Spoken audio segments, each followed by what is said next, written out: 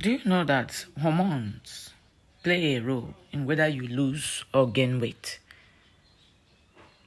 Hormones, as a function of weight gain, it also has an impact on weight loss. Do you know that your weight is directly related to your hormones? This is a fact that many of us forget. So to maintain a weight that is healthy for a unique bodily makeup, a delicate balance of hormones is required. If some of the hormones are too high or too low, it's either weight gain or weight loss occurs. So in order to lose weight and keep it off, we must understand that the way these hormones work. And once we understand the relationship between hormones and weight gain, we can then take proper steps to balance these hormones and lose weight in a healthy and sustainable way. Understanding how insulin impacts your weight. Insulin is one of the most important hormones when it comes to weight loss and weight gain. It is made by the pancreas. Insulin is responsible for storing blood sugar or utilizing it, depending upon your body's needs at the moment. After you eat a large meal, a substantial amount of insulin releases itself into the bloodstream. It also enters the bloodstream as needed throughout the day, ensuring that your blood sugar level remains stable. Another key function of this essential hormone is fat storage. Insulin decides how much fat to store and how much to convert for energy expenditure. Chronically high levels of insulin can lead to a condition known as insulin resistance, which is linked to an uptick in blood sugar as well as continued elevated insulin levels.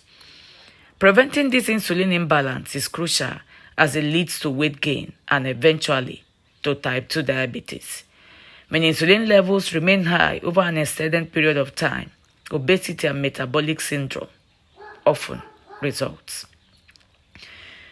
What can you do to stop overeating the food that causes insulin resistance? First, we need to stop eating too much. It's a known fact that overeating leads to insulin resistance, especially when we eat too much food that is not good for our bodies and minds. When we eat too much sugar, too much fast foods, too many processed carbohydrates, our insulin goes haywire. This elevated insulin level leads to weight gain and low-grade inflammation. A 2010 study published in the journal Diabetes found that eating too much of these foods in the short term lead to insulin resistance and weight gain. You may also need to restrict carbohydrates in your diet. According to a study published in journal Nutrition and Metabolism, a low-carb diet prevents metabolic syndrome and the insulin resistance that causes it. Other findings shows that drinking green tea, consuming omega-3 fatty acid from fatty fish, and eating adequate amounts of protein all help balance insulin levels. The other hormone that has an effect on either you lose weight or gain weight is leptin. So we are looking at leptin and your appetite. Leptin is another hormone that is essential to understand if we are serious about maintaining a healthy weight. You can think of leptin as the appetite suppressant hormone made within your fat cells. Leptin is what makes you feel satiated.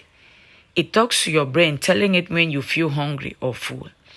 When your leptin level are balanced, you don't overeat because you feel full after eating a well-rounded meal, and that fullness lasts for hours.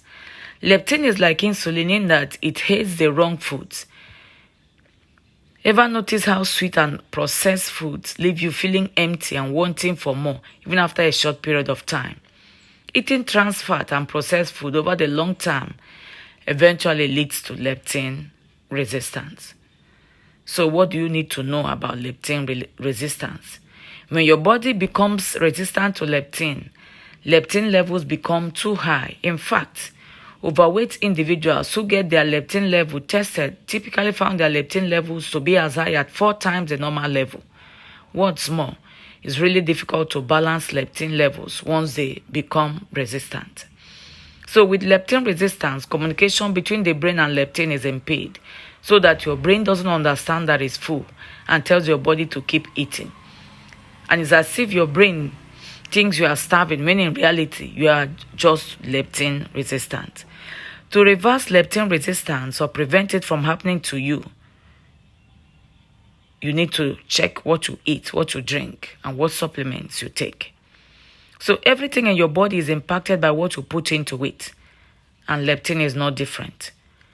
Sugar in particular can cause leptin levels in your body to skyrocket.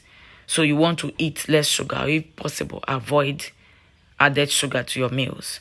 Other ways to prevent or reduce leptin resistance include consuming an anti-inflammatory diet, supplementing with anti-inflammatory fish oil, committing to regular exercise routine, and getting truly restorative sleep on a regular basis. The third hormone we need to talk about is the ghrelin. You can think of ghrelin as your hunger hormone. Like leptin, it communicates with the brain, in this case, telling your brain to eat. Every time your stomach becomes empty, it naturally releases ghrelin into your bloodstream. Ghrelin levels are lowest just after you finished a meal. They are their highest when the stomach is empty and you are ready for your next meal. This scenario is normal when a person is healthy and maintaining optimal weight. An overweight person, on the other hand, will find that, like the other hormones, ghrelin levels are typically out of whack. In a healthy individual, ghrelin levels decrease in a way that satiates them and signals their brain to stop eating. But in obese individual, ghrelin levels don't decrease enough after eating, which fails to send the brain the signal it needs to stop eating and feel satiated. How do we balance ghrelin level? You need to eat adequate amounts of protein. Protein helps you feel full and should be consumed with every meal. Studies shows how eating protein promotes healthy ghrelin levels. Avoid sugar as much as possible. Consuming too much sugar disrupts normal hormonal balance, making weight loss seem as impossible feat. A study in 2013 published in Nutritional Diabetes shows high fructose corn syrup is one of the primary culprits of imbalance when it comes to hormone and weight gain. The fourth hormone we are looking at today is the hormone called cortisol, which is the stress hormone. Created within the adrenal glands, cortisol is known as the stress hormone. It is essential for survival, but is produced far too often in the modern era. This is because we are basically exposed to stress-inducing factors. Whenever your body or mind perceives is under stress, cortisol is released into the bloodstream. The trouble is we feel stressed out far too often these days, making our bodies produce more cortisol than is needed. Hence, this overproduction of cortisol is related to weight gain. First of all, heightened cortisol is linked to overeating. Have you ever noticed how you eat when you are stressed? A study published in the Journal of Psychoneuroendocrinology found that higher than normal cortisol level were linked to overeating and weight gain. Another study links elevated cortisol level to an increase in belly fat. How do we get cortisol under control? Consider what relaxes you. Is it meditation, a walk in the park, a bubble bath, engaging in a creative project?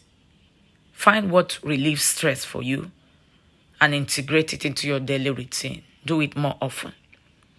Secondly, exercise regularly. You can even try yoga if it's already not part of your workout regime. Try the breath walks. It will equally help you to manage your stress better.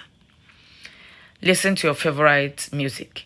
A 2011 study published in the journals Frontiers in Psychology found that patients who listened to instrumental music during surgery had lower cortisol level than a control group.